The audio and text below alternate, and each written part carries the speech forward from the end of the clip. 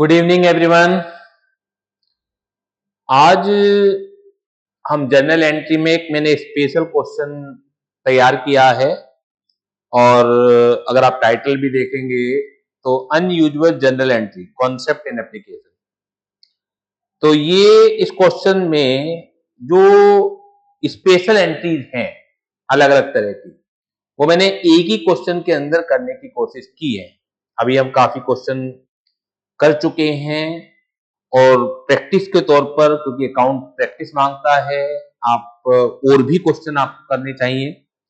लेकिन अगर कभी आपको लगता है कि सर एक क्वेश्चन से हमें ज्यादातर चीजें क्लियर हो जाएं, तो एक क्वेश्चन को करने से 80-90% हमें जनरल एंट्री क्लियर हो जाए, तो ये क्वेश्चन वो है कि जितने भी अलग अलग टाइप के क्वेश्चंस के अंदर स्पेशल एंट्रीज आती हैं, माना पूरे क्वेश्चन के अंदर 10 ट्रांजेक्शन है, उसके अंदर कोई 2 स्पेशल एंट्री फंस जाती हैं, तो वो क्वेश्चन हमें परेशान करने लगता है। तो अगर आप इस क्वेश्चन को कर लेते हैं तो ज्यादातर की जितने भी स्पेशल एंट्रीज हैं वो सारी की सारी क्लियर हो जाएंगी।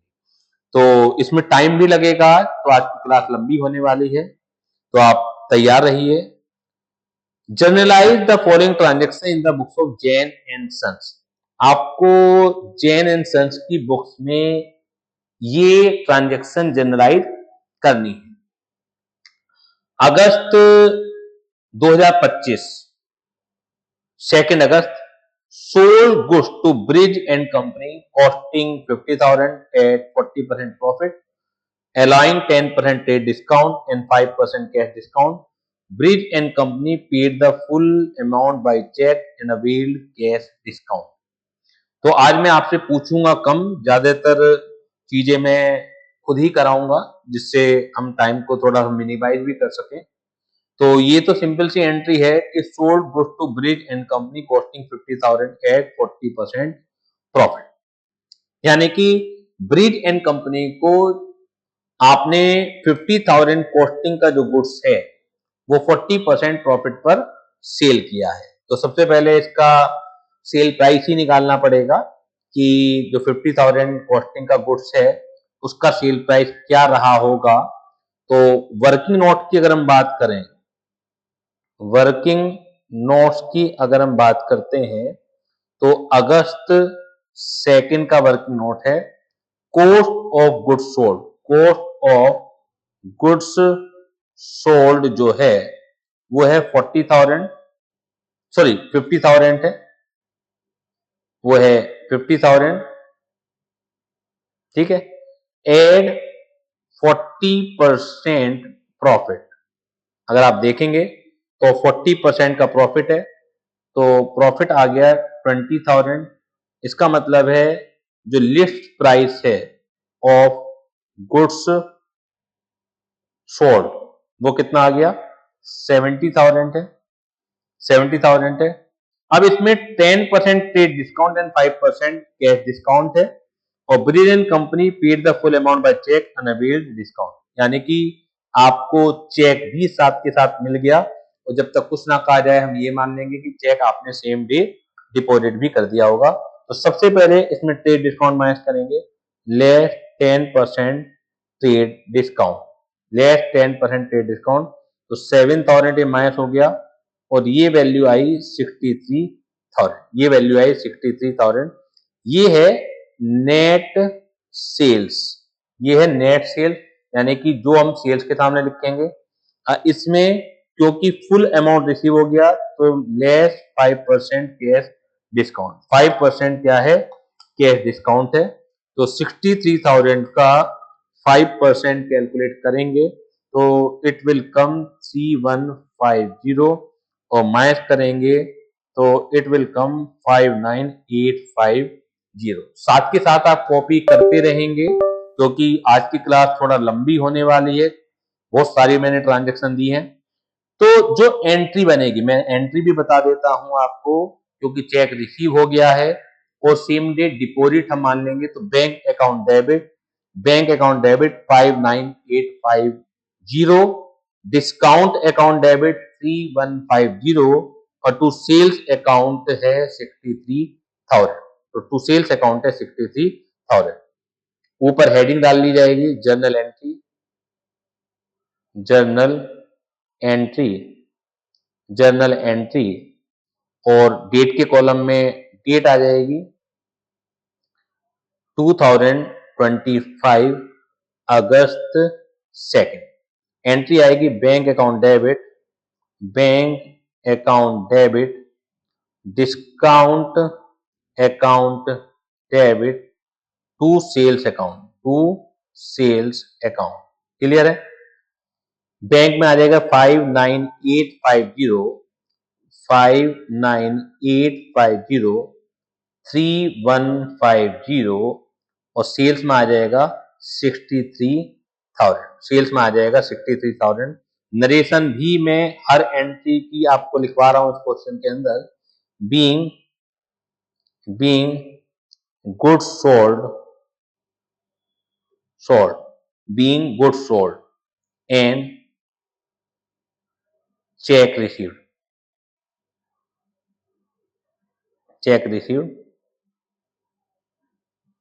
under 5% cash discount. Being goods sold and check received under 5% cash discount. Yes, बोलिए। सर हम कैश डिस्काउंट करते हैं। आवाज आपकी क्लियर नहीं आ रही है, थोड़ा रिपीट करेंगे। सर चेक पे भी हम कैश डिस्काउंट कैलकुलेट करते हैं। अभी भी मैं नहीं समझ पा रहा हूँ सर चेक पे हम कैश डिस्काउंट कैलकुलेट करते हैं। हाँ हाँ, तो वो मेरा डाउट था कि चेक पे करते हैं नहीं। जहां तक मैं समझ पा रहा हूँ आप क्या कहना चाह रही है, मैं रिपीट कर रहा हूँ, फिर आप बताइएगा। आप ऐसा तो नहीं सोच रहे कि चेक से पेमेंट आ रहा है तो कैश डिस्काउंट हम क्यों निकालते हैं, ये कहना चाह रहे हो? Yes sir. अच्छा, आप एक्चुअली कंफ्यूजन में हैं और हो जाता है कंफ्यूजन, मैं क्लियर कर देता हूं कि जी पेमेंट आ रहा है बैंक से और कैश डिस्काउंट हम कह रहे हैं। समझ में आ रही बात आपके? एक्चुअली कैश डिस्काउंट एक नाम है, हम बैंक डिस्काउंट तो नहीं बोल सकते ऐसे, नाम है कैश डिस्काउंट। तो कैश डिस्काउंट का मतलब ये नहीं होता कि जब कैश में ही पैसा मिले तभी डिस्काउंट होगा। मेन बात यह है कि प्रॉम्प्टली पेमेंट मिल रहा है, यानी कि आपको तुरंत पेमेंट मिल रहा है, इस वजह से आप कैश डिस्काउंट दे रहे हैं। समझ आ रही है बात आपके? Yes sir. चाहे वो आपको चेक के थ्रू पेमेंट मिले चाहे वो कैश के थ्रू मिले, लेकिन आएगा कैश डिस्काउंट ही, क्योंकि कैश डिस्काउंट एक नाम है। इसका इससे मतलब नहीं होता कि कैश में ही पेमेंट मिलेगा तो ही कैश डिस्काउंट लिखा जाएगा, क्योंकि बैंक डिस्काउंट नाम की कोई चीज नहीं होती इसमें कि बैंक से पैसा आ रहा है तो हम बैंक डिस्काउंट करेंगे। क्लियर?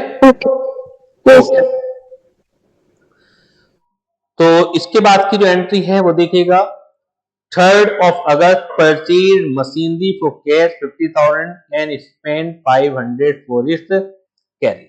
जब भी कोई आप एसेट परचेज करते हैं, ध्यान से समझिएगा जो मैं लैंग्वेज बोल रहा हूं, जब भी आप कोई एसेट परचेज करते हैं तो एसेट के से रिलेटेड जितने भी एक्सपेंसेस हैं till the asset is put to use या रेडी फॉर यूज, तो उससे रिलेटेड जितने भी एक्सपेंसेस हैं वो एक्सपेंसिव के नाम से नहीं आते हैं, बल्कि वो एसेट के नाम से ही डेबिट किए जाते हैं। आपने एक मशीनरी परचेज की 50,000 की एंड 500 उसके कैरी यानी कि लाने में खर्च किए हैं, तो ये कैरिज अकाउंट डेबिट नहीं होगा, ये मशीनरी अकाउंट डेबिट ही होगा। अगर ये एसेट परचेज ना करके आप गुड्स परचेज करते तो तब वो कैरिज इनवर्ड हो जाता। समझ लीजिएगा बात को, दोनों चीजों में अंतर है। बच्चे कई बार रट लेते हैं कि कैरिज हमेशा एसेट की कॉस्ट में जुड़ जाएगा। अगर आप एसेट परचेज कर रहे हैं तो एसेट की कॉस्ट में जुड़ते हैं, चाहे वो रिपेयर के खर्चे हों चाहे वो लाने ले जाने के खर्चे हों, लेकिन तब तक जब तक कि वो रेडी फॉर यूज ना हो जाए। एक बार कोई एसेट इंस्टॉल हो जाए, एक बार रनिंग में आ जाए, उसके बाद के एक्सपेंसेस के नाम से ही ऐड होने हैं, लेकिन जब तक वो रेडी फॉर यूज ना हो जाए, स्टोर्ड ना हो जाए, तो तब तक के सारे जो एक्सपेंसेस हैं वो आपको एसेट की कॉस्ट में ही जोड़े जाएंगे। लेकिन अगर यही होता purchase goods for cash 50,000 and spend 500 for its carry, यानी कि गुड्स का मतलब ये होता है जिस आइटम्स में आप ट्रेडिंग करते हैं, यानी खरीदने बेचने के लिए जिन आइटम्स को आप रखते हैं, तो तब परचेज अकाउंट डेबिट 50,000 होता, कैरिज इनवर्ड 500 होता।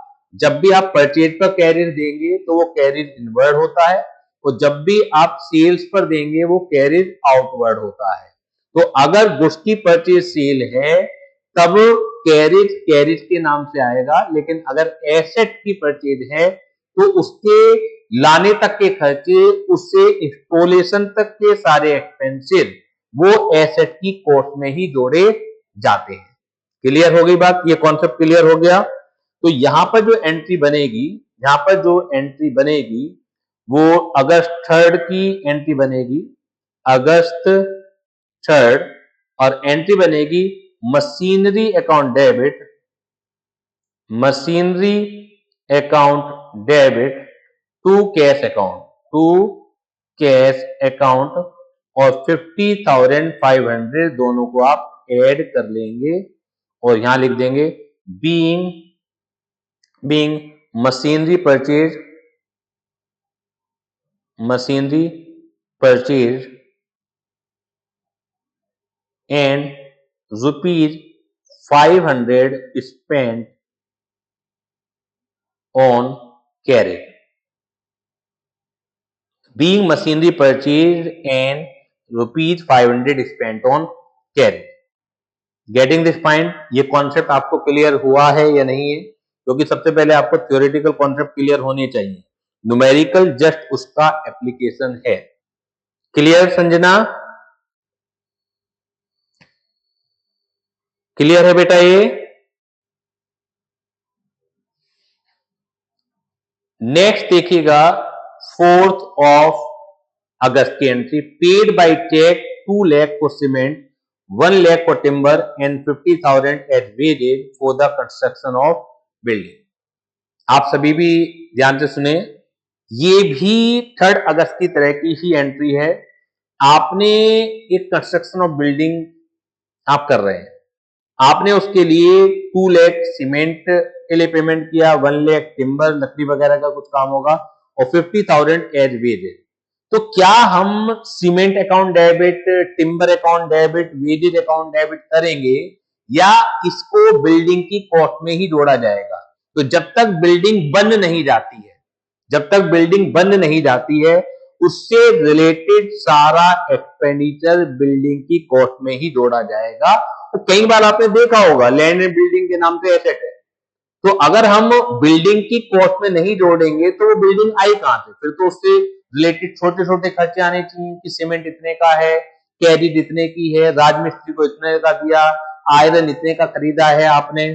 तो ये सारे के सारे खर्चे आप अगर एसेट के लिए कर रहे हैं, तो जब तक एसेट रेडी फॉर यूज नहीं हो जाती है, जब तक उसके वो यूज करने लायक नहीं हो जाती है, जब तक सारे के सारे खर्चे किसमें जोड़े जाएंगे? उस बिल्डिंग की कॉस्ट में ही जोड़े जाएंगे। तो यहां पर भी जो एंट्री बनेगी वो क्या बनेगी? Building account debit to cash account, paid by cheque है, सॉरी, तो building account debit to bank account. इस चीज का ध्यान रख लीजिएगा, जहां पर चेक है तो बैंक आएगा, और कैश है तो वो कैश आएगा। मैं फिलहाल कॉन्सेप्ट सिखा रहा हूं। तो 2 लाख प्लस 1 लाख प्लस 50,000 यानी कि 3,50,000। तो 4 अगस्त की जो एंट्री है,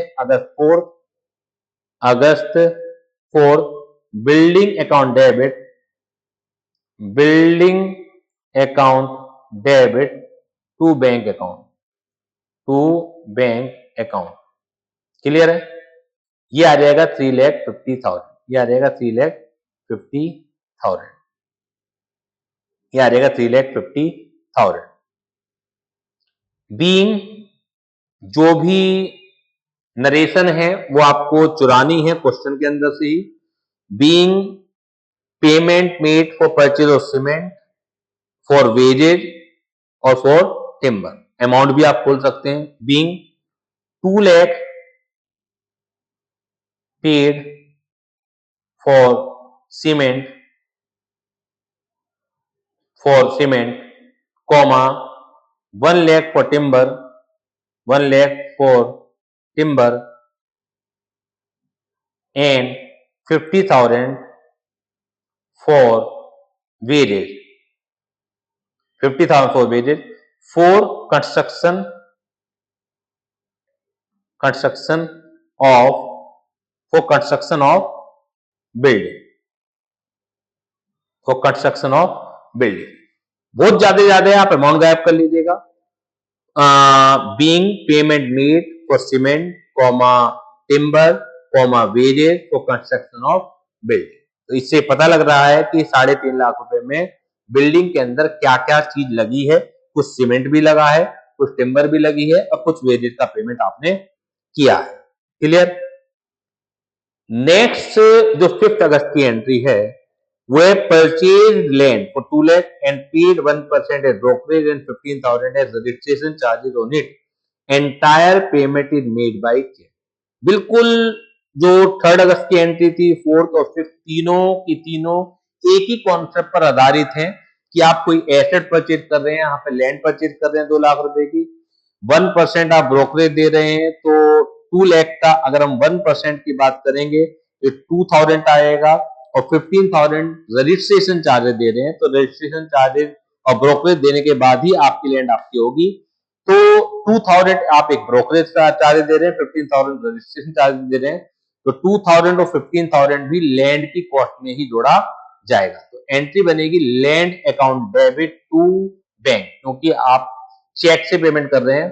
तो 5th ऑफ अगस्त की जो एंट्री बनेगी, अगस्त 5 की जो एंट्री बनेगी, अगस्त 5 की जो एंट्री बनेगी वो बनेगी land account debit to bank account, और ये आ जाएगी 2,17,000।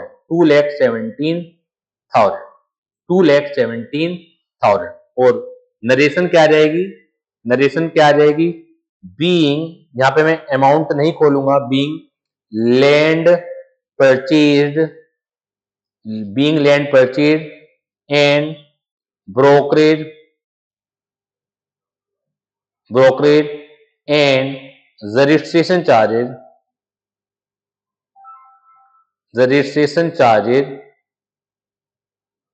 Paid, being land purchased and brokerage and registration charges paid। जल्दी से बताइएगा, is it clear to all of you? सभी बच्चों को ये चीज क्लियर है या नहीं है? Land account debit to bank, तो being land purchased and brokerage and registration charges paid. Clear. आगे देखिएगा, wages due to labourers 20,000 and salary due to the clerk 30,000। ये लेबरर्स को वेजेज ड्यू है, यानी कि आउटस्टैंडिंग है, और 30,000 क्लर्क को ड्यू है सैलरी। 20,000 रुपए वेजेज ड्यू है और 30,000 आपकी सैलरी ड्यू है। 20,000 रुपए आपकी वेजेज ड्यू है और 30,000 आपका सैलरी ड्यू है। ये एंट्री बनेगी 6th ऑफ अगस्त को, अगस्त 6th। तो ये एंट्री पहले भी हो चुकी है, wages account debit to outstanding wages account debit to outstanding wages, ये 20,000 से एंट्री आ जाएगी,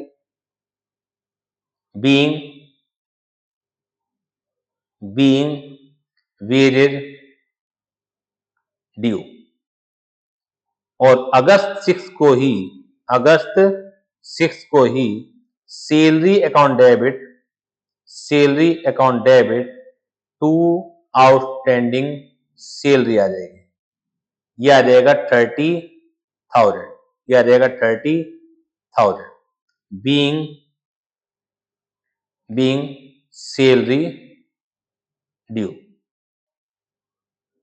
क्लियर है चीज? अगस्त 6 की एंट्री क्लियर है बेटा? अगस्त 6 की एंट्री क्लियर है?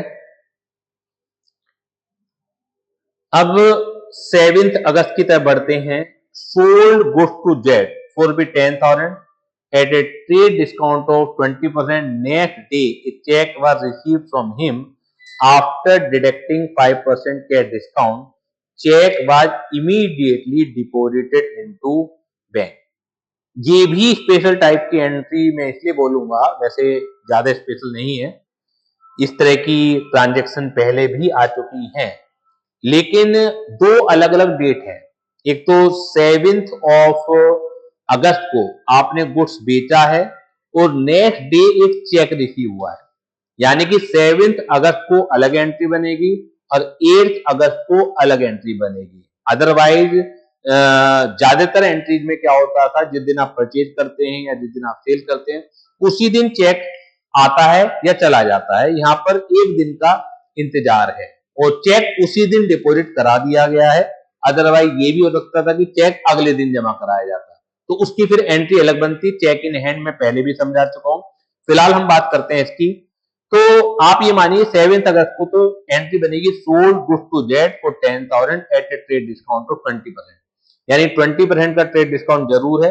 इसका मतलब है जो एंट्री बनेगी वो 8,000 से बनेगी और एंट्री बनेगी जेड डेबिट टू सेल्स, यानी कि जेड एक पार्टी है, receiver will be the debit और सेल्स हो रही है, गेन हो रहा है आपको, तो ये क्रेडिट हो जाएगा। तो Z debit to sales account, entry बनेगी Z debit to sales account, ये बनेगी 7 अगस्त को।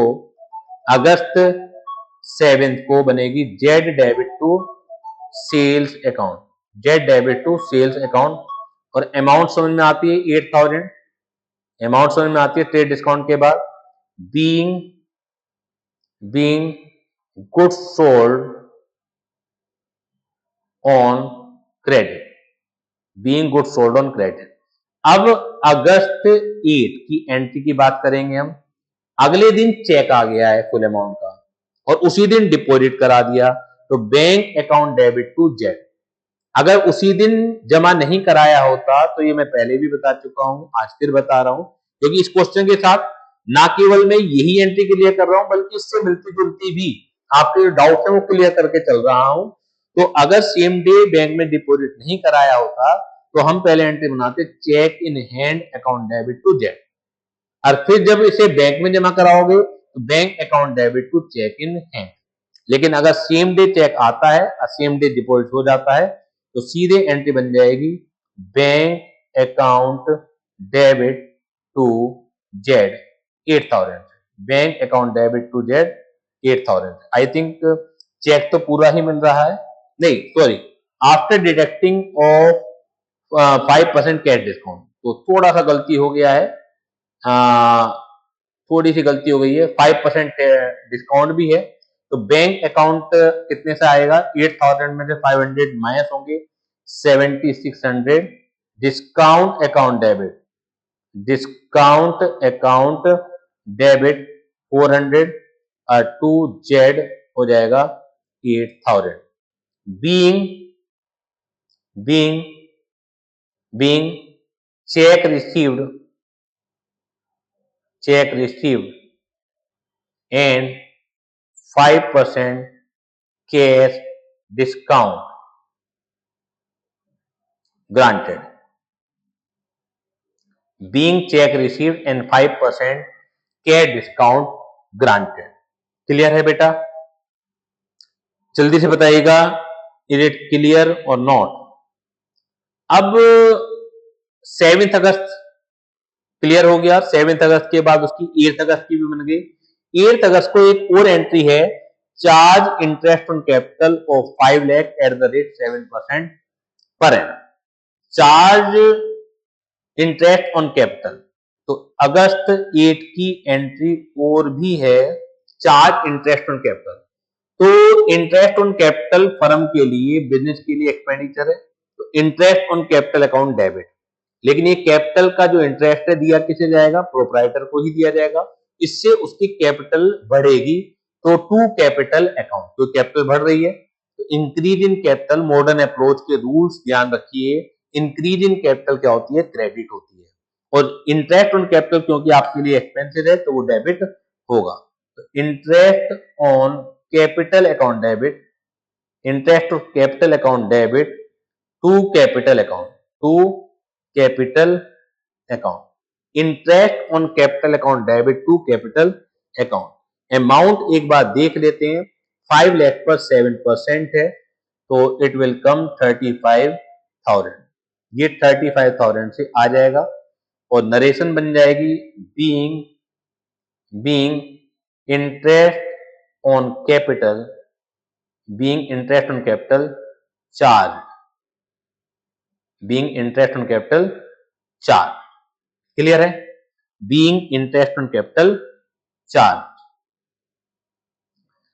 नेक्स्ट एंट्री देखिएगा 9 अगस्त की, charge 5% depreciation on building costing 2 lakh and 8% depreciation on furniture costing 5,000। Yes, बताइए।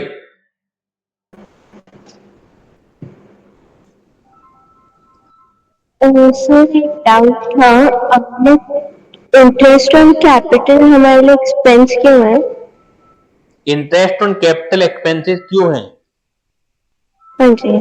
इंटरेस्ट ऑन कैपिटल एक्सपेंसेस इसलिए है क्योंकि आपने बेसिक्स जो फंडामेंटल जब हम लोगों ने डिस्कस किए थे, तो सेपरेट एंटिटी कॉन्सेप्ट चलता है कि प्रोप्राइटर या ओनर अलग होता है और बिजनेस अलग होता है। ठीक है, मैं अगर अपनी क्लासेस के अंदर, सेव क्लासेस के अंदर मैं 10 लाख रुपए का इन्वेस्ट कर रहा हूं एज ए कैपिटल, तो मैं उससे इंटरेस्ट चार्ज करूंगा, मतलब एज ए प्रोप्राइटर जो है मेरे लिए इनकम है, लेकिन सेव क्लासेस के लिए एक एक्सपेंसिव होता है। बात समझ में आ रही है? सेव क्लासेस के लिए एक एक्सपेंसिव होता है। इसी वजह से तो हम जब कोई प्रोप्राइटर कैपिटल इंट्रोड्यूस करता है, तो देखा जाए कैपिटल इंट्रोड्यूस कहां करेगा, उसका खुद का ही बिजनेस है, लेकिन क्योंकि हम सेपरेट एंटिटी कॉन्सेप्ट के आधार पर अकाउंटिंग बनाते हैं, तो हम ये मानते हैं कि cash is coming in the business और एक लायबिलिटी क्रिएट हो रही है कैपिटल की, जो कि फर्म की जिम्मेदारी है, जो कि बिजनेस की जिम्मेदारी है कि वो कैपिटल उसे प्रोप्राइटर को वापस करनी है। यानी कि आउटसाइडर लायबिलिटी ना होकर कैपिटल एक लायबिलिटी ही है, लेकिन वो इनसाइडर लायबिलिटी होती है। तो अब बात समझ में आई कि इंटरेस्ट ऑन कैपिटल क्यों एक्सपेंसिव है। कैपिटल आपका एक बोरोड फंड है जो कि ओनर से बोरो किया हुआ है, आउटसाइडर से बोरो नहीं किया हुआ, लेकिन ओनर से बोरो किया हुआ है, लेकिन है तो ये जिम्मेदारी ही फर्म की कि उसे वापस करना है। Yes sir. क्लियर? अब 9 अगस्त की एंट्री है, charge 5% depreciation on building costing 2 lakh and 8% depreciation on furniture costing 5,000। तो डेप्रीसिएशन एक एक्सपेंसिव होता है, डेबिट होगा, और जिस चीज पर ये लग जाए उसकी वैल्यू को कम करता है। एसेट के ऊपर ही लगेगा और एसेट की वैल्यू को कम करेगा, तो डिक्रीज इन एसेट को हम क्या करते हैं, क्रेडिट करते हैं। मॉडर्न अप्रोच में साफ साफ रूल है, इंक्रीज इन एसेट डेबिट और डिक्रीज इन एसेट क्रेडिट। तो डेप्रीसिएशन के नाम से जो है डेबिट होगा और एसेट के नाम से क्रेडिट होगा, क्योंकि वो एसेट क्या हो जाती है, कम हो जाती है। तो एंट्री बनेगी 9 अगस्त की, एंट्री बनेगी अगस्त 9 depreciation account debit to building और टू फर्नीचर। डेप्रीसिएशन एक एक्सपेंडिचर है और डेबिट इसलिए होगा, और बिल्डिंग और फर्नीचर, क्योंकि बिल्डिंग और फर्नीचर पे लग रहा है इसलिए क्या हो जाएंगे, क्रेडिट हो जाएंगे, क्योंकि डेप्रीसिएशन लगने की वजह से इनकी वैल्यू में गिरावट आएगी। तो 2 लाख पर 2 लाख पर 5% लगेगा 10,000 और 5,000 पर 8% लगेगा। तो हम पहले बिल्डिंग के सामने लिख लेते हैं, 2 लाख पर 5% लगेगा 10,000 और 5,000 पर 8% लगेगा, कितना लगेगा, 400, और डेप्रीसिएशन के सामने आ जाएगा 10,400। और being depreciation charge on building and furniture, on depreciation, being depreciation charge on building and furniture. जल्दी बताइएगा, यहां तक कोई दिक्कत परेशानी हो तो। नेक्स्ट 10 अगस्त की जो एंट्री है प्रीपेड सैलरी, जैसे आउटस्टैंडिंग सैलरी होती है उसमें salary account debit to outstanding salary करते हैं, यहाँ प्रीपेड है एक्स्ट्रा दे रखी है, तो prepaid salary account debit to salary account, prepaid salary account debit to salary account. अगस्त 11, अगस्त 11 है ना आई थिंक, या 10 अगस्त है, देख लेते हैं एक बार, 10 अगस्त है, अगस्त 10। तो यहां पर आ जाएगा प्रीपेड सैलरी अकाउंट डेबिट, ये एक एसेट है आपकी, prepaid salary account debit to salary account, prepaid salary account debit to salary account. ये कितना अमाउंट है? Prepaid salary account debit to salary account, ये कितना अमाउंट है? 2000, ये अमाउंट है 2000। Prepaid salary account debit to salary account, being salary paid in advance, ये narration भी लिख देता हूं, being salary paid in advance,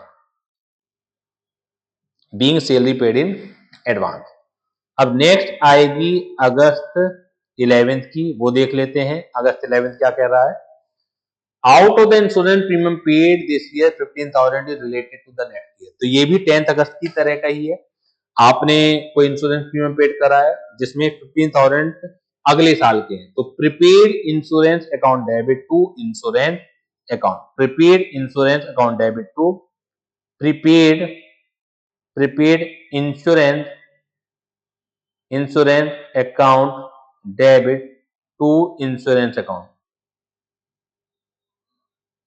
और अमाउंट कितनी है? 15,000, अमाउंट कितनी है? 15,000, being insurance premium paid in advance, being insurance premium paid in advance, being insurance premium paid in advance. Clear बेटा? ये कोई भी डाउट हो बता दीजिए। अगस्त 12 purchase horse for business for 2 lakh. तो जितने भी ये एनिमल्स होते हैं उन्हें यहां पर कहा जाता है लाइव स्टॉक, उन्हें क्या बोला जाता है यहां पर? Live stock. हॉर्स हो, काउ हो, बेफेलो हो, एलिफेंट हो, अगर ये बिजनेस के लिए परचेज किए जा रहे हैं, एंट्री तभी बनेगी, जाहिर सी बात है, तो ये कहा जाता है लाइव स्टॉक, समझ लीजिएगा। तो एंट्री बनेगी live stock account debit to cash account, live stock account debit to cash account, live stock account debit to cash account. Amount आ जाएगी 2 लाख से, अमाउंट आ जाएगी 2 लाख से। Being horse purchase, being horse purchase, clear है? Being horse purchase. अब अगस्त 13 में देखिएगा, purchase the following item for business, purchase the following item for business, iron safe है, फिलिंग कैबिनेट है, कंप्यूटर है, पोस्टेज एंड स्टेशनरी। देखिए लिखने के लिए जो कंप्यूटर तो बिल्कुल अलग ही लिखा जाएगा, कंप्यूटर को अलग से आइडेंटिफाई किया जाता है, लेकिन जैसे आयरन सेफ है एंड फिलिंग कैबिनेट है, दोनों चीजें हैं। तो दो तरीके हैं, आयरन सेफ को हम अलग से डेबिट करें, फिलिंग कैबिनेट को अलग से डेबिट करें, या दूसरा एक तरीका है कि ऑफिस इक्विपमेंट, यानी कि जो छोटी छोटी चीजें होती हैं 3, 4, 5, 10 हजार रुपए तक की जो चीजें होती हैं, ये एक रूल बना लिया जाता है बिजनेस में कि हमें अलग से आइडेंटिफाई करना है एसेट को, या एक कॉमन एक हम हेडिंग बना लें, कॉमन एक टाइटल बना लें, उसमें हम ये लिख सकते हैं। तो इस तरह की जो छोटी मोटी चीजें हैं, तो इसके लिए ध्यान रख लीजिएगा, आप ऑफिस इक्विपमेंट अकाउंट डेबिट भी कर सकते हैं। तो मैं आयरन सेफ और फिलिंग कैबिनेट यानी कि 15,000 प्लस 5,000 को ऑफिस इक्विपमेंट में ले जाऊंगा, कंप्यूटर सेपरेटली ही ट्रीट होता है, चाहे 5,000 का हो 10,000 का है, क्योंकि उसे एक अलग से एक वैल्यूएबल चीज माना गया है। लेकिन जैसे फर्नीचर छोटी मोटी चीजें होती हैं कि आपने चेयर खरीद ली, टेबल खरीद ली, तो नॉर्मली इसे फर्नीचर का नाम दे दिया जाता है। ऐसा नहीं कि टेबल के नाम से अलग डेबिट होगा, उसके अलावा चेयर के नाम से अलग डेबिट होगा। तो ये एक प्रैक्टिस रहती है, जनरल प्रैक्टिस रहती है। तो इसे हम क्या कहेंगे, office equipment account debit to cash account और computer account debit to cash account. अब पोस्टेज एंड स्टेशनरी है, तो हम इसे पोस्टेज एंड स्टेशनरी एक हेडिंग बना सकते हैं कि पोस्टेज या अलग अलग, जैसे पोस्टेज 200 है और स्टेशनरी 150 है, तो postage account debit to cash अलग हो जाएगा और stationery account debit to cash आपका अलग हो जाएगा। क्लियर हो गई बात ये। इसमें मेन बात जो समझने की थी, आयरन शेप और फिलिंग कैबिनेट जो है, दोनों को मैं एक नाम दे रहा हूं। अगस्त 13 है, तो office equipment account debit, office equipment office equipment account debit to cash account, office equipment account debit to cash account. और आई थिंक जो अमाउंट है वो है 15 + 5 20,000, 15 + 5 20,000। तो यहाँ पर नरेशन आ जाएगी, being iron safe and cabinet purchase, being iron safe and cabinet purchase. Yes.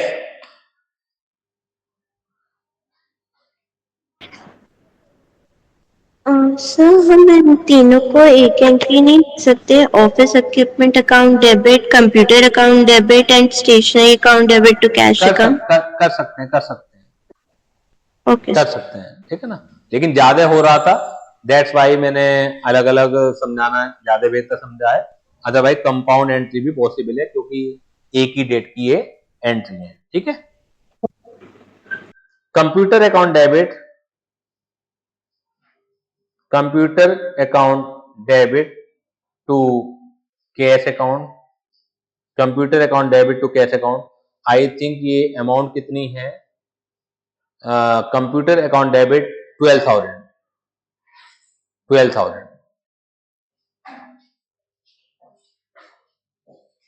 being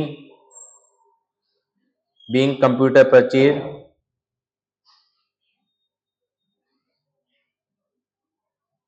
और अगस्त 13 में ही ये एक साथ, चलिए मैं कर देता हूं, पोस्टेज अकाउंट डेबिट, ये एक एक्सपेंसेस है, stationery account debit to cash account. और अमाउंट भी देख लीजिए, 200 and 150, 200 and 150, 200 150 और ये हो जाएगा 350। Being amount spent on postage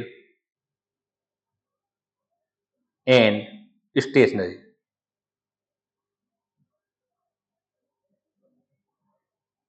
clear है, अगस्त 13। कोई डाउट हो उसमें बता दीजिए। अगस्त 13, अभी भी काफी एंट्री बची हुई है, अभी तो हम अगस्त 13 पर ही आए हैं और बिल्कुल मंथ एंड तक हमें इसे ले जाना है। 14th है, purchase goods from Anil for 15,000। अभी केवल गुड्स अनिल से परचेज किया है 15,000 का, तो purchase account debit to Anil, purchase account debit to Anil. अगस्त 14, अगस्त 14 purchase account debit to Anil, purchase account debit to Anil. और अमाउंट है 15,000, अमाउंट है 15,000। Being goods purchased, being goods purchase being goods purchase. अगस्त 15,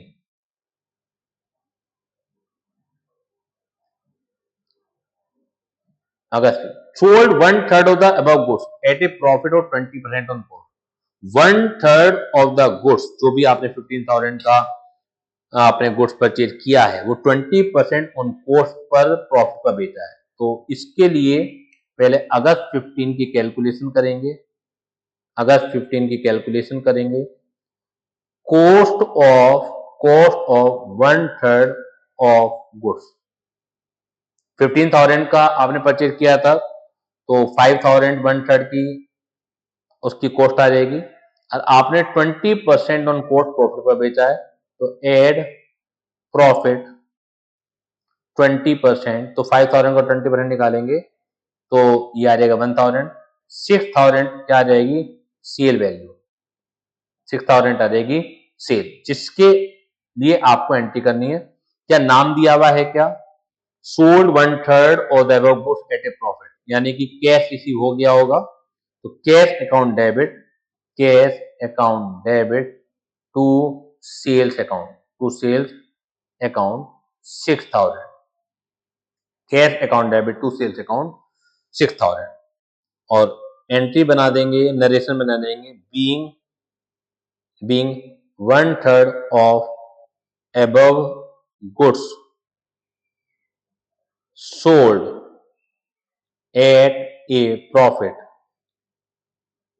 of 20%, being 1/3 of the above goods sold at a profit of 20%। This is August 15। अब है अगस्त 16 की बात कर लेते हैं। अगस्त 16 की बात कर लेते हैं। Paid rent of building 60,000 by cheque, तो इसकी तो एंट्री बन जाएगी rent account debit to bank account, लेकिन आगे भी पढ़ लेते हैं। Half the building is used by the proprietor for residential purpose, तो इसका मतलब है कि बिल्डिंग का जो एक्सपेंसेस है केवल कितना है, आधा। तो रेंट के नाम से 30,000 आएगा, आधा जो आएगा वो ड्राइंग के नाम से आएगा, ठीक है ना। ड्राइंग के नाम से इसलिए क्योंकि फिलहाल पेमेंट फर्म ही कर रही है, तो पेमेंट तो पूरा 60,000 आएगा, लेकिन जो एक्सपेंसेस है 50% ड्राइंग के नाम से आ जाएगा और 50% आ जाएगा आपका रेंट के नाम से। तो rent account debit 30,000, drawings account debit 30,000 to bank account 60,000, being rent paid by firm, half of building is used by owner for residential purpose।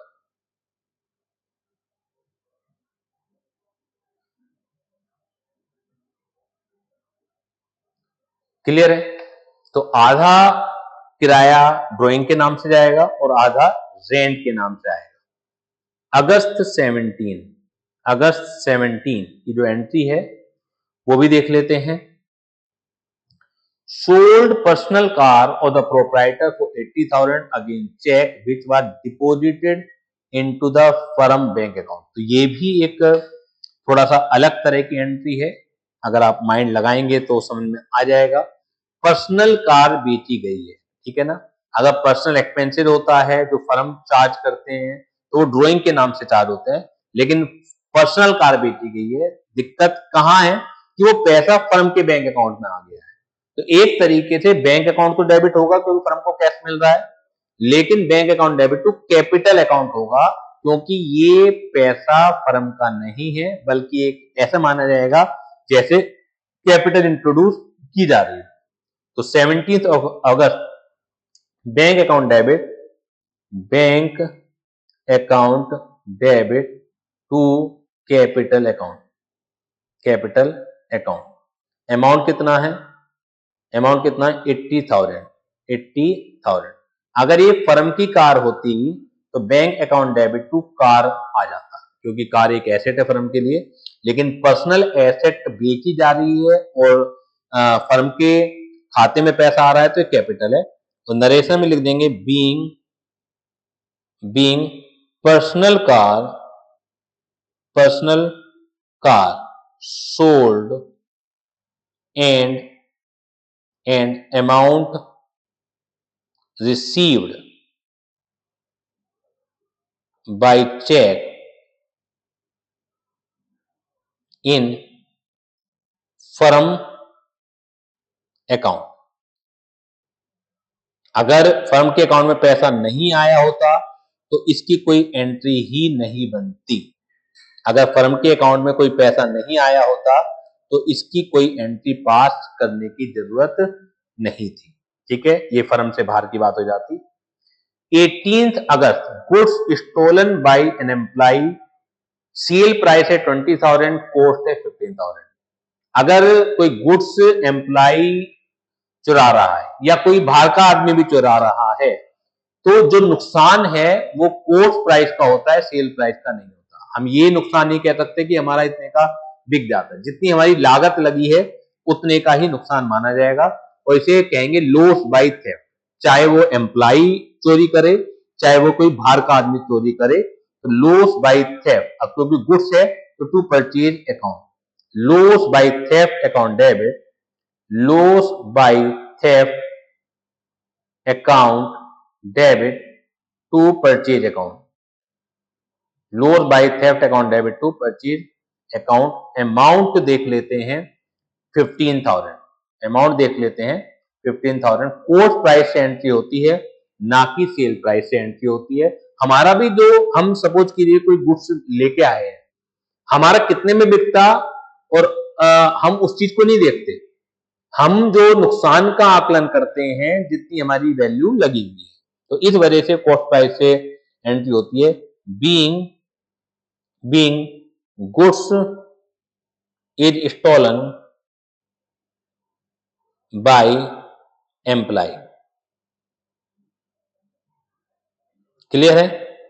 अगस्त 19 में क्या है? received an order to supply goods 40,000 from Manu and received 10,000 as an advance together with the order। Received an order to supply goods of 40,000 from Manu and received 10,000 as an advance together with the order।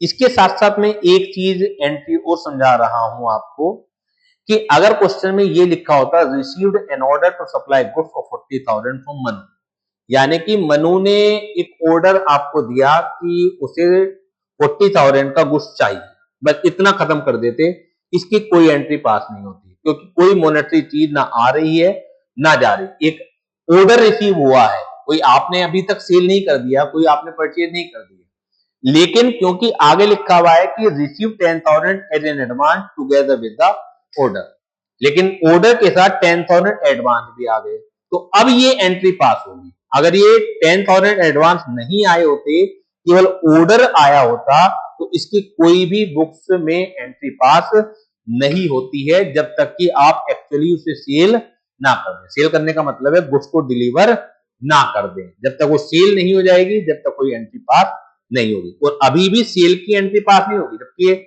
Cell के लिए तो order आया। जो entry पास होगी वो क्या होगी? 10,000 advance मिल गया।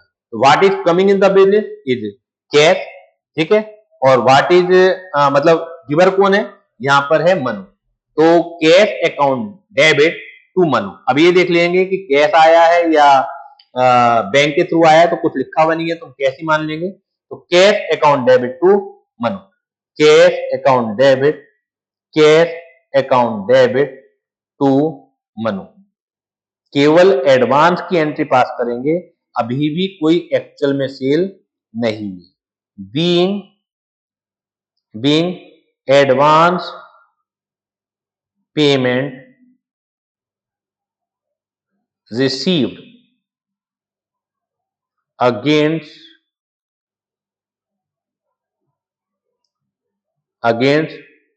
sales order। तो इससे पता लग रहा है कि कोई सेल का ऑर्डर है और हमें एडवांस पेमेंट जो है रिसीव हुआ है। क्लियर है? अगस्त 20 की बात कर लेते हैं। Purchase goods for 20,000 from X and supply it to Y for ₹26,000। तो ये दो अलग अलग चीजें हैं कि आपने गुड्स परचेज किया है। Purchase goods for 20,000 from X and supplied it Y for ₹26,000। Purchase goods for 20,000 from X and supplied it to Y 26,000। ये समझ लीजिएगा, मैं क्योंकि कई बार जो लैंग्वेज है तो लैंग्वेज कुछ मतलब कई बार पूरी क्लियर नहीं होती है, तो मैं ये मान के चल रहा हूं कि गुड्स परचेज किया गया होगा, उसके बाद आप सेल कर रहे हैं। एक ऐसी भी चीज होती है कि आपने कोई पुराना गुड्स परचेज किया हुआ है तो उस समय उसकी एंट्री बना ली होगी, ठीक है।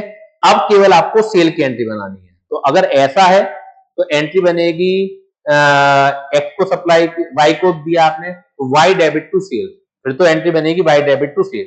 लेकिन आज ही परचेज किया है तो परचेज की भी एंट्री बनानी पड़ेगी और सेल्स की भी एंट्री बनानी पड़ेगी। लेकिन ज्यादा उचित ये है कि सेल की ही एंट्री बनाए। ऐसा कम ही होता है कि आज ही परचेज किया है और आज ही आपने बेच भी दिया।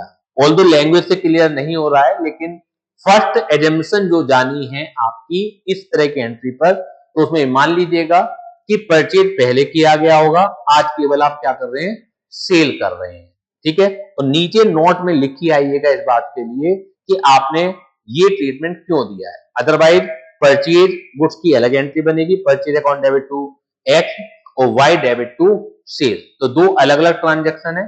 लेकिन मैं ये मान के चल रहा हूं कि परचेज की पहले कभी बन चुकी होगी, केवल ये बता रहे हैं कि जो 20,000 का गुड्स एक्स से परचेज किया था वो आज आपने 26,000 रुपए का वाई को बेच दिया है।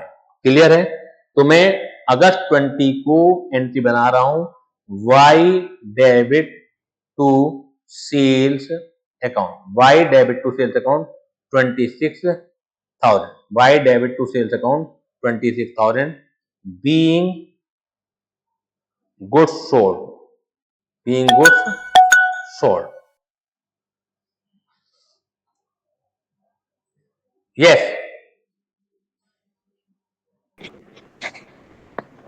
सर, अगर हम मान के चले कि पहले एंट्री नहीं बनी थी तो हम दोनों एंट्रीज बनाकर आए और नीचे नोट लिख कर आए ना? हाँ, फिर आप ये नोट लिख के आ जाइएगा कि ये माना गया है कि परचेज भी हुआ है और साथ के साथ सेल भी हुआ है। ओके सर, ठीक है ना? ठीक है।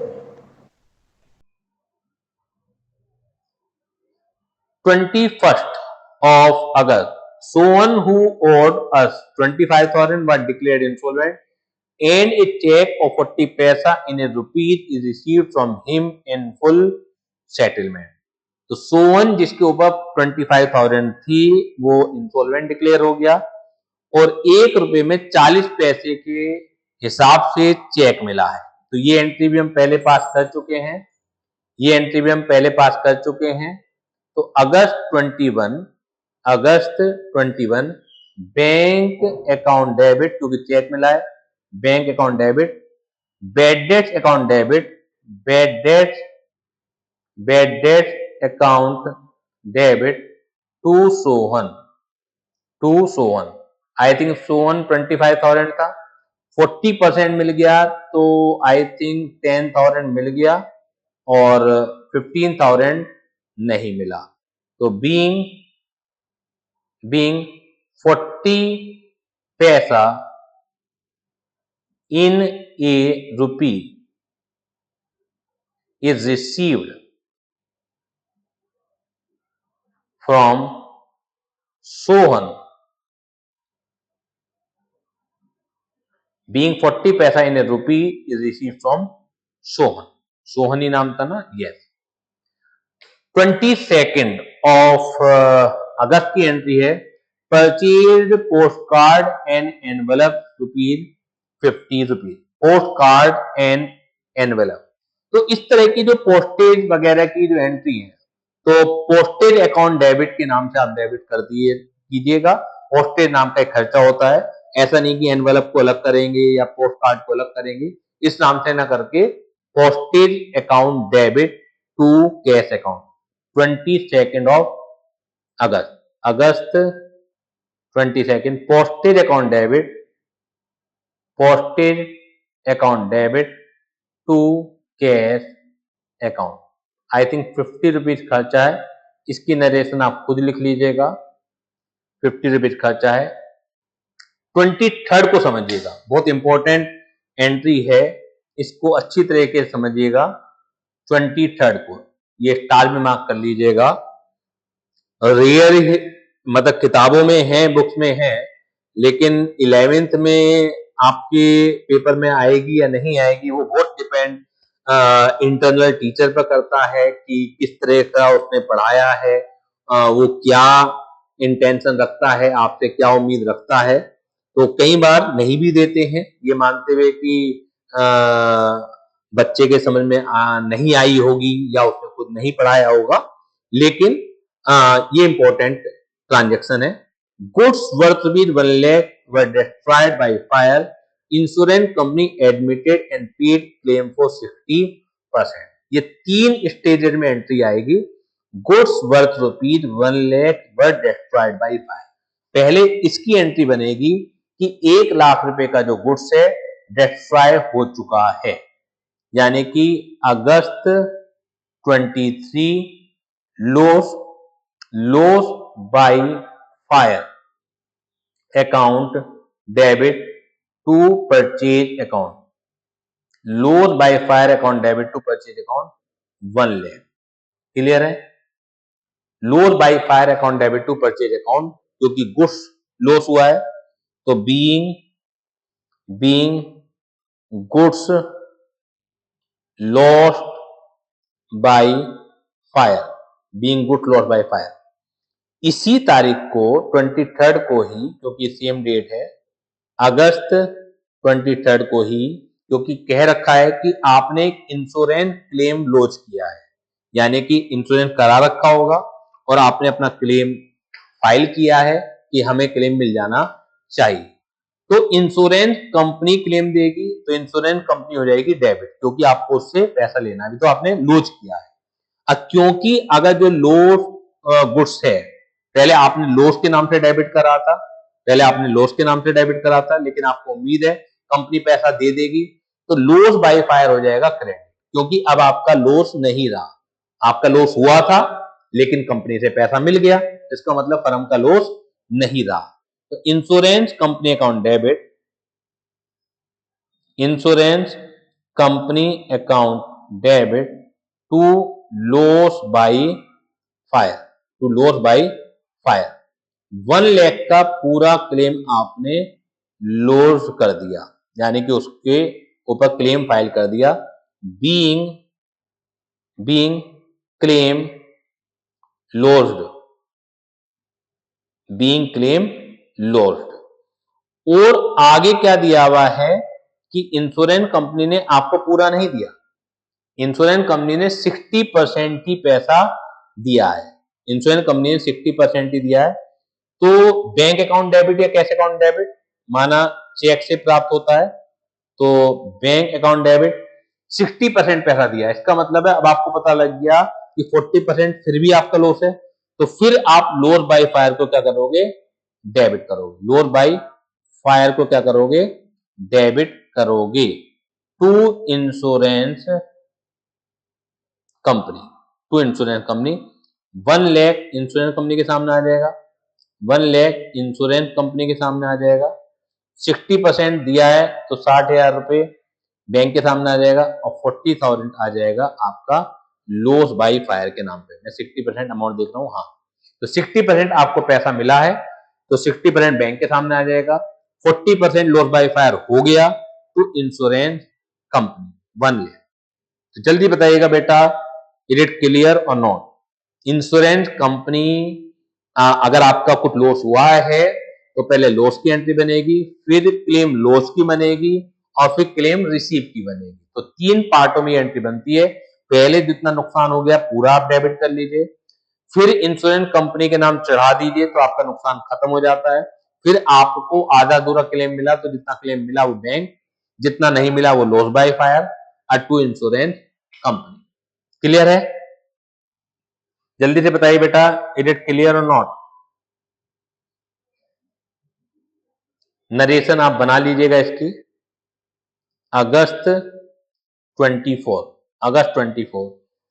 The horse bought on August 12 इस carcasses was sold 10,000। अगस्त 12 में आपने 2 लाख रुपए का एक horse खरीदा था। ध्यान दीजिएगा, अगस्त 12 में आपने 2 लाख रुपए का horse खरीदा था, उसकी डेथ हो गई है और उसका कारकेसिस का मतलब होता है जो उसकी बॉडी होती है, डेड बॉडी होती है, वो 10,000 में आपने बेची। ये भी स्पेशल टाइप की एंट्री है, इसे भी समझ लीजिएगा। बैंक अकाउंट डेबिट या cash account debit? Cash account debit 10,000, cash account debit 10,000। To livestock, horse चला गया तो टू लाइव स्टॉक 2 लाख रुपए। क्लियर है? लाइव स्टॉक 2 लाख रुपए से डेबिट था, अब ये नहीं रहा तो पूरे 2 लाख रुपए से क्रेडिट हो जाएगा। एक तरीके से पूरी ट्रांजैक्शन पर कि आपने 2 लाख का खरीदा था, अब 10,000 ही मिले हैं तो 1,90,000 का क्या हो गया? लॉस हो गया। 1,90,000 का क्या हो गया? लॉस हो गया। ठीक है ना?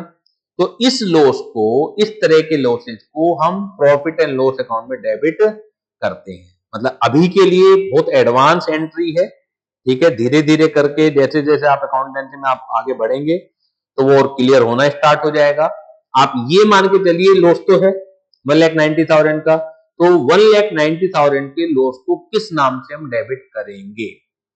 अल्टीमेटली जब आप ट्रायल बैलेंस पढ़ लेंगे, उसके बाद फाइनल अकाउंट की तरफ जाएंगे तो तब तक आपको समझ में आ जाएगा जो भी हमारे लॉसेज हैं, एक्सपेंसेज हैं, हमें लास्ट में पीएनएल अकाउंट में ही डेबिट करने पड़ते हैं, या जो गेन होंगे वो पीएनएल अकाउंट में ही क्रेडिट होते हैं।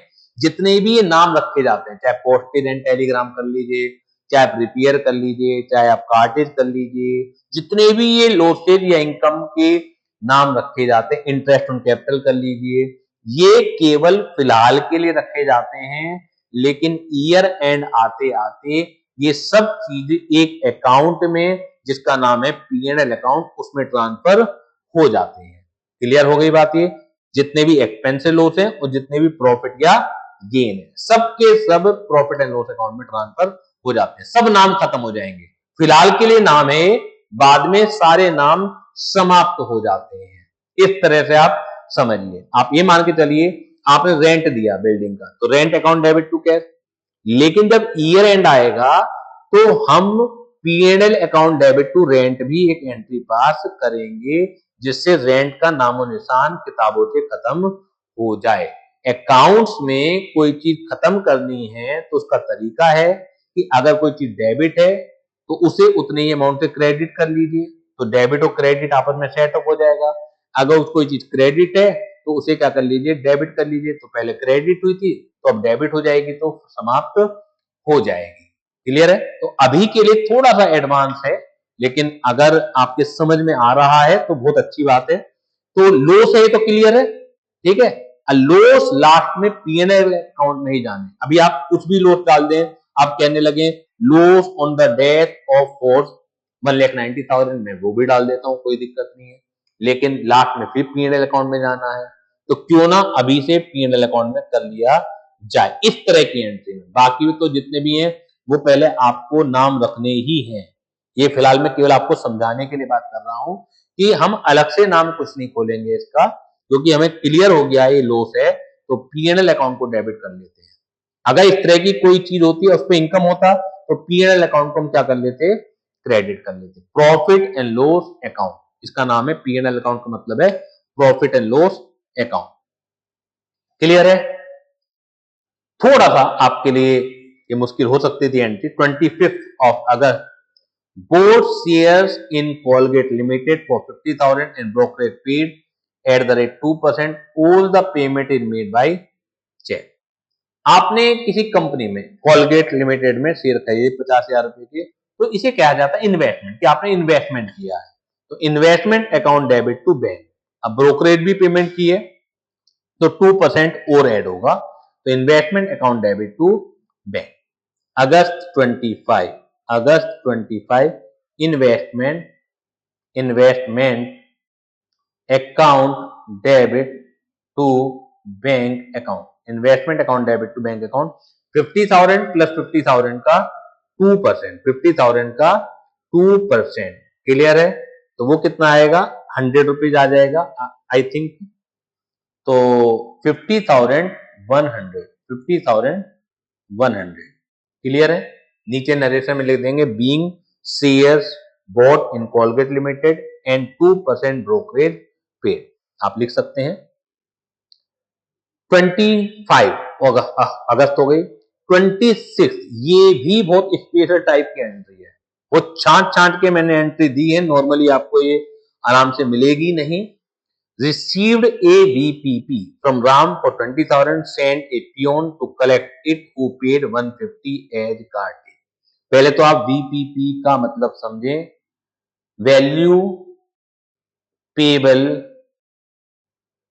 पोस्ट, वैल्यू पेबल पोस्ट, और आज की भाषा में आप जो समझते हैं COD, cash on delivery. Value payable post और आज की भाषा में आप अमेजोन से, फ्लिपकार्ट से जब कुछ मंगाते हैं तो उसे कहते हैं कैश ऑन डिलीवरी।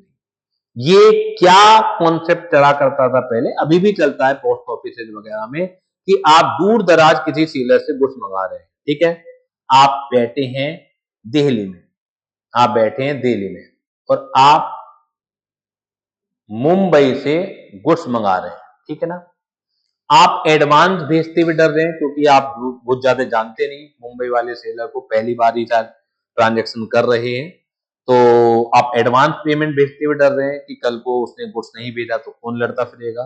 मुंबई वाले आदमी को भी सेल तो करनी है, देखिए अब, लेकिन वो भी पहले आपको गुड्स भेजे, उसके बाद इंतजार करे पेमेंट आप दोगे, तो उसके लिए भी संभव नहीं है। तो ऐसे सिचुएशन में VPP चला करता है कि पोस्ट ऑफिस यानी कि गवर्नमेंट डिपार्टमेंट पर तो विश्वास है कि ये लोग धोखाधड़ी नहीं करेंगे, तो मुंबई वाला जो सेलर है वो VPP के थ्रू आपको गुड्स भेजेगा, और पोस्टल अथॉरिटी को ये क्लियर होता है कि VPP के थ्रू अगर गुड्स भेजा जा रहा है तो जिस समय वो गुड्स दिया जाएगा उस समय कैश कलेक्ट किया जाएगा, यानी कि दिल्ली में जो परचेजर बैठा हुआ है वो VPP रिसीव करेगा और साथ के साथ कैश देगा, और जो पोस्टल अथॉरिटीज है वो मुंबई वाले सेलर को पहुंचा देंगे। तो इससे क्या होता है कि अगर सेलर और बायर में ट्रस्ट की कमी है और ट्रांजैक्शन को कंप्लीट करना है, तो इस तरीके से होता है। और आज की तारीख में COD भी बोला जाता है उसे, अमेजोन फ्लिपकार्ट से जो आप गुड्स मंगाते हैं तो कैश ऑन डिलीवरी। तो received a VPP from Ram 20,000, sent a peon to collect it who paid 150 as cartage. आपने एक नौकर को भी भेजा और 150 उसे भी दिए आपने, तो राम डेबिट होगा 20,000 से, ठीक है ना, राम डेबिट होगा 20,000 से, सॉरी राम डेबिट नहीं होगा क्योंकि आपने कैश दिया होगा, पार्टी डेबिट नहीं होगी, सॉरी इट्स माय मिस्टेक। आपने गुड्स परचेज किया, परचेज अकाउंट डेबिट होगा 20,000 से क्योंकि गुड्स आया है, कार्टेज अकाउंट डेबिट होगा 150 से। आप समझिएगा, अगर ये एसेट होती तो ये जो कार्टेज है आप एसेट की कोर्स में जुड़ते, जो आपको ऊपर 3-4 बिल्डिंग की मशीनरी की एंट्री कराई, लेकिन उस समय भी मैंने क्लियर किया था कि अगर गुड्स परचेज सेल है तो उसकी कार्टेज के नाम से ही डेबिट होगी। तो purchase account debit 20,000, cartage account debit 150 and to cash account, क्योंकि आपके पास से क्या गया है, कैश गया है। तो August 26 purchase account debit, purchase account debit, cartage account debit, cartage account debit to cash account. I think purchase कितने से है, 20,000 से है, तो 20,000 से परचेज है, 150 कार्टेज हो गया और 20,000 150 हो गया टू कैश अकाउंट। जल्दी से बताइएगा बेटा, ये क्लियर है एंट्री? इंपॉर्टेंट एंट्री थी ये भी, मतलब अलग तरह की एंट्री है। 27 received an order for goods 1,20,000 from messrs Gauri Shankar and sons. अभी केवल गुड्स का ऑर्डर रिसीव हुआ है। जैसे मैंने ऊपर बताया था, खाली ऑर्डर रिसीव हुआ है तो इसकी कोई एंट्री पास नहीं होगी, नो एंट्री। अगर कोई एडवांस वगैरह होता या आपने उसे गुड्स सप्लाई कर दिया होता तब एंट्री पास होती। क्लियर है? 28th of August received order for goods from Messrs Ranveer and Company of 5 lakh along with a check 1,80,000 advance. ये ऊपर भी एंट्री आ चुकी है तो बस एडवांस की पास होगी। तो bank account debit to Messrs Ranveer and Company, bank account debit to Messrs Ranveer and Company और अमाउंट देख लेते हैं। दिस इज 1,80,000, दिस इज 1,80,000 और लास्ट एंट्री है 31 अगस्त की। Paid by cheque 8,400 as insurance premium for a period of 12 months starting 1st September 25 financial year closing on 31st March every year। तो जैसे ऊपर एंट्री आई थी प्रीपेड इंश्योरेंस की, तो एंट्री उसी तरह की है, उसमें अमाउंट क्लियर करके दे रखा था आपको कि 15,000 आपने प्रीपेड कर दिया या निकालना पड़ेगा। जैसे चेक से 8,400 आपने इंश्योरेंस प्रीमियम दिया 12 महीने के लिए, ठीक है।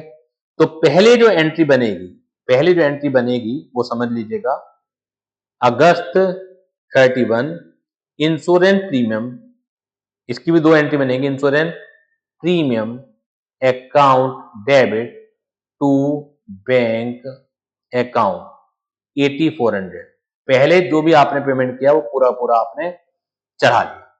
अब अगली जो एंट्री बनेगी वो प्रीपेड इंश्योरेंस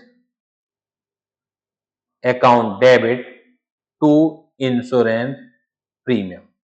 अब ये कैलकुलेशन करनी पड़ेगी कि कितना प्रीपेड है। फाइनेंशियल ईयर आपका क्लोज हो रहा है 31 मार्च को। 8,400 12 महीने के लिए दिए गए थे। 1 सितंबर 2025 से स्टार्ट है, यानी कि 1 सितंबर 2025 से आपने 31 अगस्त 2026 तक का पेमेंट कर दिया।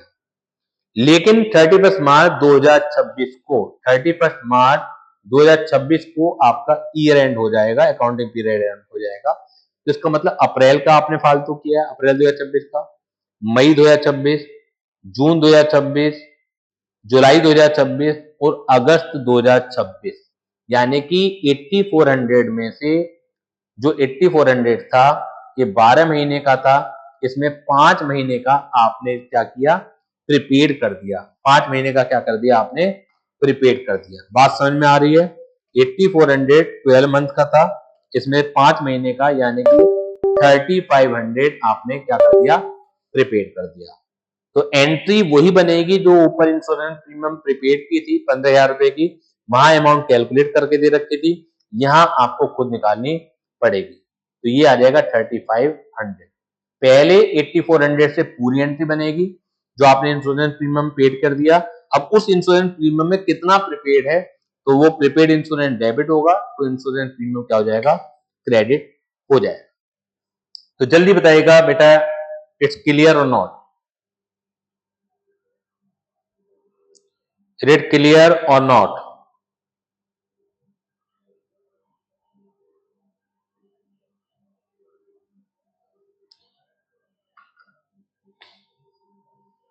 मैसेज आप कीजिए, सभी बच्चों से रिक्वेस्ट है कि वो बताएं ये क्लियर हुआ या नहीं हुआ।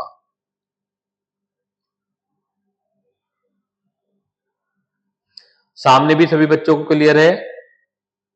यस।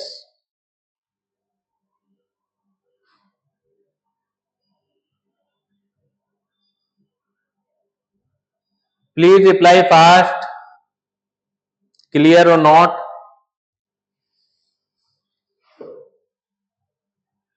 इस क्वेश्चन को करने के बाद मैं ये गारंटी देता हूं, मतलब ये क्वेश्चन मैं रिकॉर्डिंग वाले स्टूडेंट से बात कर रहा हूं कि जो फर्स्ट टाइम रिकॉर्डिंग देख रहे हैं, तो ये फर्स्ट रिकॉर्डिंग में कभी नहीं किया जा सकता।